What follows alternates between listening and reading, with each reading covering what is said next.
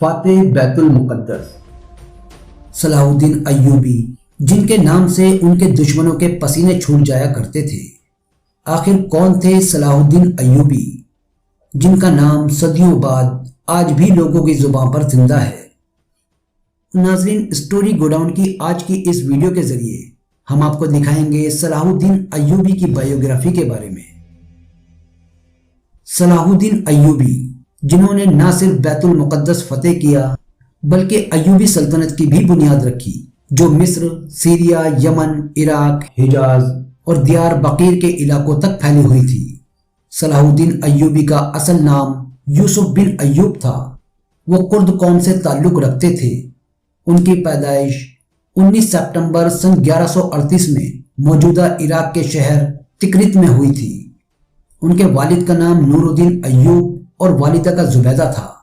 صلاح الدین ایوب کی تعلیم دو بڑی عظیم شخصیتوں نے کی تھی۔ ایک وقت سلطان یعنی زنگی سلطنت کے سلطان نور الدین زنگی، اور دوسرے ابن ارسون جیسے مشہور عالم جو زنگی سلطنت کے قاضی بھی تھے۔ صلاح الدین ایوبی بچپن سے ہی جنگی صلاحیتوں سے مالا مال تھے۔ شجاعت اور بہادری ان کو خاندانی طور پر وراثت میں ملی تھی۔ ان کے چچا شہر کون زنگی سلطنت میں سپہ سالار تھے، جو صلاح الدین ایوبی کو اکثر جنگ میں اپنے ساتھ لے جایا کرتے تھے۔ جوان ہو کے صلاح الدین ایوبی نے بھی اپنے چاچا کی طرح آرمی جوائن کر لی۔ اس دور میں اسلامی سلطنت کئی حصوں میں تقسیم ہو چکی تھی۔ عباسی سلطنت بھی صرف بغداد تک ہی محدود رہ گئی تھی۔ عراق اور سیریا کے زیادہ تر علاقوں میں الگ الگ حکومتیں قائم ہو چکی تھی، جو آپس میں ہی لڑتی رہتی تھی، جبکہ مصر پر فاطمی خاندان کی حکومت تھی۔ بیت المقدس سمیت فلسطین اور آس پاس کے کئی علاقوں پر صلیبیوں نے قبضہ کر لیا تھا، اور اب صلیبیوں کا اگلا ٹارگیٹ مصر اور اس کے بعد سیریا پھر عراق تھا۔ ان کا خواب مسلمانوں کی حکومت کا خاتمہ کرنا تھا۔ ایسے میں سلطان نور الدین زنگی نے سیریا پر کنٹرول کر کے ایک فوج مصر کی مدد کے لیے روانہ کی، جس میں صلاح الدین ایوبی بھی شامل تھے۔ اس فوج کے سپہ سالار صلاح الدین کے چاچا شیرکون تھے۔ یہاں چاچا بھتیجوں نے مل کر وہ جنگی مہارت دکھائی کہ یروشلم کی صلیبی فوج جہاں سے آئی تھی وہ شکست کھا کر وہیں واپس چلی گئی۔ اس وقت مصر کی حالت یہ تھی کہ کرپشن کی وجہ سے فاطمی سلطنت بہت کمزور ہو چکی تھی۔ خلیفہ سے زیادہ وزیروں کا کنٹرول حکومت پر تھا۔ ان حالات میں صلاح الدین ایوبی، جو اب چاچا کی وفات کے بعد فوج کے کمانڈر بن چکے تھے، انہوں نے فاطمی خلیفہ کو حکومت سے ہٹا دیا اور خود سلطان نور الدین زنگی کے گورنر کی حیثیت سے مصر پر حکومت کرنے لگے۔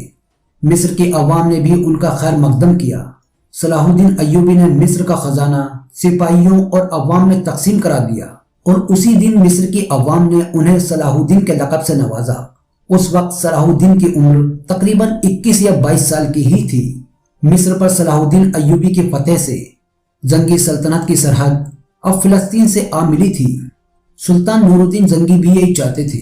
سلطان کا مقصد جلد سے جلد یروشلم کو صلیبیوں کے قبضے سے آزاد کرانا تھا، جس پر صلیبیوں نے جولائی 1099 میں پہلی جنگ کے دوران ہی قبضہ کر لیا تھا۔ لیکن افسوس، سلطان کا بیت المقدس فتح کرنے کا خواب ان کی زندگی میں پورا نہ ہو سکا، کیونکہ اچانک ہی ان کی موت ہو گئی، جس کی وجہ سے زنگی سلطنت بھی ٹکڑوں میں تقسیم ہونے لگی۔ سلطان کا بیٹا الصالح کم عمر تھا، جس کا فائدہ اٹھا کر سلطنت کے امیروں نے زنگی سلطنت آپس میں تقسیم کر لی۔ سلطان نور الدین زنگی، جس نے اپنی پوری زندگی مسلمانوں کو ایک پرچم کے نیچے جمع کرنے میں لگا دی تھی، ان کی یہ حکومت اب بکھرنے لگی تھی، جس کا فائدہ صرف صلیبیوں کو ہی ہونا تھا۔ ایسے میں صلاح الدین ایوبی نے آگے بڑھ کر زنگی سلطنت کے امیروں کو در پہ در شکست دے کر جلدی ہی پوری سلطنت پر اپنا کنٹرول حاصل کر لیا، اور اس طرح ایوبی سلطنت وجود میں آ گئی۔ ناظرین، یہاں یہ بات قابل غور ہے کہ جب صلاح الدین زنگی سلطنت کے امیروں سے جنگ میں مصروف تھا، اس وقت یروشلم کے صلیبیوں نے بھی زنگی سلطنت کے امیروں کا خوب بڑھ چڑھ کر ساتھ دیا تھا، کیونکہ وہ ہرگز نہیں چاہتے تھے کہ صلاح الدین جیسا باصلاحیت اور طاقتور حکمران ان کے مقابل کھڑا ہو۔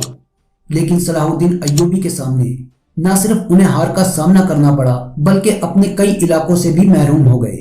ان سب سے فارغ ہو کر صلاح الدین ایوبی عیسائیوں کی طرف متوجہ ہوا، جنہوں نے فلسطین اور شام کے کئی علاقوں پر قبضہ کر رکھا تھا۔ صلاح الدین 2000 کی فوج کا لشکر لیے صلیبیوں کے ایک شہر ٹارٹوس پر حملہ ہوا۔ یہاں پر اس کا مقابلہ صلیبیوں کی 10,000 کی فوج کے ساتھ ہوا، لیکن صرف چند گھنٹوں میں ہی صلاح الدین نے عیسائی لشکر کی قسمت کا فیصلہ کر دیا اور ٹارٹس شہر کو فتح کر لیا۔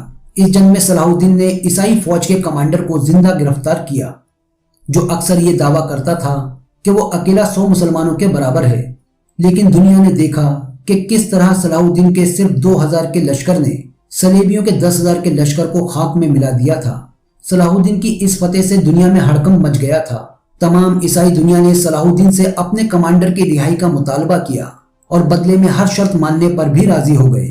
پھر 2 اکتوبر سن 1180 کو ایک معاہدہ طے پایا اور صلاح الدین کی شرطوں کے ساتھ عیسائی کمانڈروں کو رہا کیا گیا۔ اس دن کو تاریخ میں صلاح الدین ایوبی کا دن کہا جاتا ہے، کیونکہ مڈل ایسٹ کے تمام حکمرانوں پر صلاح الدین ایوبی کی برتری ثابت ہو چکی تھی۔ اس معاہدے کے بعد صلاح الدین نے سلطان کا لقب اختیار کر لیا، یعنی صلاح الدین ایوبی اب سلطان صلاح الدین ایوبی بن گیا تھا۔ اس وقت صلاح الدین عالم اسلام اور مڈل ایسٹ کا سب سے طاقتور حکمران تھا۔ سلطان صلاح الدین ایوبی ہمیشہ امن چاہتے تھے۔ انہوں نے ہر بار اپنے مخالفوں سے صلح کرنا چاہی، لیکن اس کے برعکس ان کے دشمنوں نے ہر بار انہیں جنگ کے لیے آمادہ کیا اور ہر بار شکستیں کھائیں۔ بہرحال اس معاہدے کے بعد چند سال تو سکون سے گزر گئے۔ سن 1186 میں یروشلم کا بادشاہ گائے آف لوزائنن بنا، جو مسلمانوں کا کھلا دشمن تھا۔ اس کے دور میں صلیبیوں نے پھر جنگیں شروع کر دی اور ایک صلیبی سردار رینالڈ تو اس حد تک چلا گیا کہ نعوذ باللہ مکہ اور مدینہ کو تباہ کرنے کے لیے فوج لے کر نکل پڑا۔ جب یہ خبر سلطان صلاح الدین ایوبی کے پاس پہنچی تو انہوں نے قسم کھائی کہ وہ رینالڈ کو اپنے ہاتھوں سے قتل کریں گے۔ سلطان کے لشکر نے رینالڈ کو شکست دے کر اس کی ناپاک حرکت کو ناکام بنا دیا، لیکن رینالڈ بچنے میں کامیاب رہا اور پھر ایک عرصے کے بعد اپنی حرکتوں سے باز نہ آتے ہوئے اس نے اب کی بار مسلمانوں کے ایک بڑے قافلے پر حملہ کر دیا، جس میں سلطان کی بہن بھی شامل تھی۔ سلطان کی بہن نے جب یہ حال صلاح الدین کو سنایا تو سلطان غصے میں آ گیا اور اس نے صلیبیوں کے خلاف اعلان جنگ کر دیا۔ دوسری طرف صلیبیوں نے بھی جنگ کی تیاری شروع کر دی اور کہا جاتا ہے کہ صلیبیوں نے بیت المقدس پر قبضہ کرنے کے بعد سے اتنی بڑی تعداد میں فوج جمع نہیں کی تھی جو اب صلاح الدین کے مقابلے کے لیے تیار کر رہے تھے۔ سلطان صلاح الدین نے ایک پلان کے تحت جنگ کے لیے ہتن کا علاقہ چنا، جس میں پانی کے چند ہی چشمے موجود تھے اور ان پر بھی سلطان کا کنٹرول ہو چکا تھا، اور باقی کا علاقہ بنجر اور ویران تھا، جبکہ صلیبی فوج کو ایک لمبا سفر طے کرتے ہوئے ہتن تک پہنچنا تھا۔ ہتن تک پہنچتے پہنچتے صلیبی فوج پیاس سے بے حال ہو چکی تھی اور یہی صلاح الدین ایوبی کی پلاننگ کا حصہ بھی تھا، لیکن صلیبی فوج اسے سمجھنے میں ناکام رہی، جس کی وجہ تھی ان کا غرور اور صلیب اعظم۔ صلیبیوں کا ماننا تھا کہ جب تک ان کے پاس صلیب اعظم ہے انہیں کوئی ہرا نہیں سکتا، لیکن صلاح الدین ایوبی نے نہ صرف اس جنگ میں شاندار فتح حاصل کی بلکہ یروشلم کے بادشاہ گائے آف لوزائنن اور رینالڈ سمیت کئی بڑے کمانڈروں کو بھی گرفتار کر لیا تھا۔ صلیبی فوج بڑی تعداد میں قتل اور گرفتار کی گئی۔ اس کے علاوہ صلیب اعظم بھی سلطان کے کنٹرول میں چلی گئی۔ سلطان نے اپنی قسم کے مطابق رینالڈ کا سر قلم کر دیا۔ یہ دیکھ کر گائے آف لوزائنن بری طرح گھبرا گیا تو سلطان صلاح الدین ایوبی نے اس سے کہا، ایک بادشاہ دوسرے بادشاہ کا قتل نہیں کرتا، لیکن رینالڈ کی سزا معافی کے قابل نہ تھی۔ اس فتح سے بیت المقدس کی فتح بھی یقینی ہو گئی، کیونکہ یروشلم کا بادشاہ سلطان کا قیدی تھا۔ اس میں یروشلم کی عوام بھی کہاں تک سلطان کا مقابلہ کرتی۔ بالآخر 2 اکتوبر سن 1187 کو ایک بار پھر بیت المقدس مسلمانوں کے ہاتھوں فتح ہو گیا۔ صلاح الدین ایوبی جب بیت المقدس میں داخل ہوئے تو وہاں کی عیسائی عوام بہت خوف زدہ ہوئی۔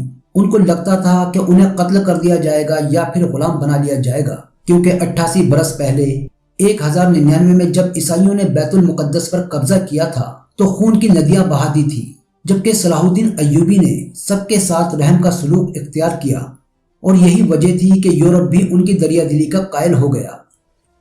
ناظرین، صلاح الدین ایوبی نے جنگ تو جیت لی اور بیت المقدس بھی فتح کر لیا، لیکن یورپ سے اٹھنے والا طوفان ابھی باقی تھا، کیونکہ اس فتح سے یورپ اور عیسائی دنیا میں کوہرام مچ چکا تھا، یعنی ایک اور نئی جنگ کی شروعات ہونے جا رہی تھی۔